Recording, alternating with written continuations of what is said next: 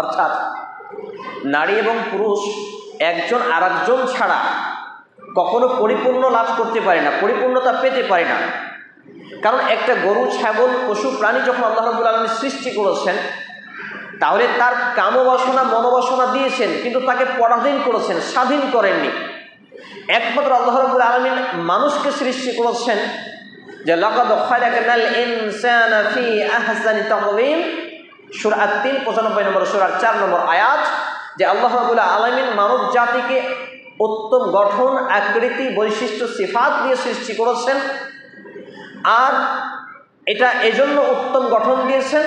পাশাপাশি আল্লাহ রাব্বুল আলামিন পরের আয়াতে বলছেন সুম্মা রাদাদনাহু আসফালা সাফিরিন, এটা আল্লাহ প্রদত্ত বিধান নিয়ে তারা যাতে জীবনযাপন করতে পারে, সেটা হতে পারে বৈবাহিক জীবন, সামাজিক জীবন, পারিবারিক জীবন, ব্যক্তিগত জীবন। এক্ষেত্রে আল্লাহ রাব্বুল আলামিন তার পরের আয়াতে বললেন সুম্মা রাদাদনাহু আসফালা সাফিরিন, কিন্তু যদি তারা, অর্থাৎ মানুষ যদি আল্লাহ প্রদত্ত বিধান না মানে, নবী মুহাম্মদ রাসূলুল্লাহ সাল্লাল্লাহু আলাইহি ওয়াসাল্লামের আদর্শিত পদ্ধতি অনুপাতে তার বিবাহ শাদী, আদান প্রদান, লেনদেন, ওঠা বসা, খাওয়া, এভরিথিং প্রত্যেকটা মোমেন্ট যদি সে পরিচালনা না করে, তাহলে সুম্মা রাদাদনাহু আসফালা সাফিলিনের আওতাভুক্ত হবে। অর্থাৎ তারা নিচে নামতে নামতে চতুষ্পদ জন্তু থেকেও নিকৃষ্ট হয়ে যাবে। সূরা আল আরাফ 7 নম্বর সূরা 179 নম্বর আয়াত। এবারে চলে আসি আমি আমার মূল আলোচনার দিকে। এতক্ষণ গেল ভূমিকায়। সামাজিক বিবাহ বনাম শরীয়ী বিবাহ। সামাজিক বিবাহ হলো যে মানুষ বিবাহের পূর্বে যখন পাত্রপাত্রী নির্বাচন করে, মা এবং বোনদের এ বিষয়ে খুবই গুরুত্বপূর্ণ সহ দৃষ্টি আকর্ষণ করছি। সামাজিক বিবাহ হচ্ছে পাত্রপাত্রী নির্বাচনের ক্ষেত্রে যে ঘটক নির্বাচন করা হয়, এই পাত্রপাত্রী নির্বাচনের ক্ষেত্রে ঘটক নির্বাচনটাই ইসলাম বিরোধী বা শরিয়া বিরোধী।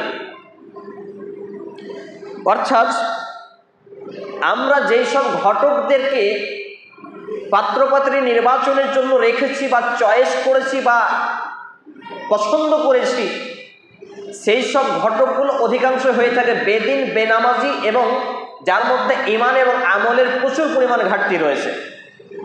তাহলে প্রথম পদক্ষেপ হলো পাত্রপাত্রী নির্বাচনের জন্য একজন বিশিষ্ট তাকওয়াশীল, পরেজগার, ঈমানদার, আল্লাহওয়ালা ঘটক নির্বাচন করা। এটা হচ্ছে শরীয়ী নির্দেশনা।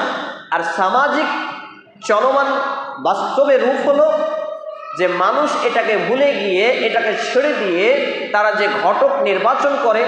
অনলাইন বইঘর দীর্ঘ 9 বছরেরও বেশি সময় ধরে সারা ভারতে হোম ডেলিভারি করছে ইসলামিক বই, খাঁটি মধু, কালো জিরা ও জাইতুন তেল, আতর, খেজুর ও বিভিন্ন হালাল সামগ্রী।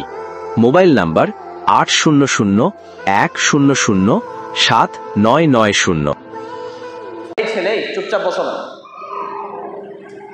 তারা যে ঘটক নির্বাচন করে বেদিন, মিথ্যুক, কাযযাব, এ জাতীয় ঘটককে তারা নির্বাচন করে এবং পাত্রপাত্রী নির্বাচনের ক্ষেত্রে তারা মিথ্যার আশ্রয় নেই। পরক্ষণে আমরা দেখতে পাই ভালো ছেলেকে খারাপ মেয়ের সঙ্গে, ভালো মেয়েকে খারাপ ছেলের সঙ্গে বিবাহ বন্ধনে আবদ্ধ করে, যেটা হচ্ছে ইসলাম বহির্ভূত, শরিয়া পথ নির্দেশিত বহির্ভূত।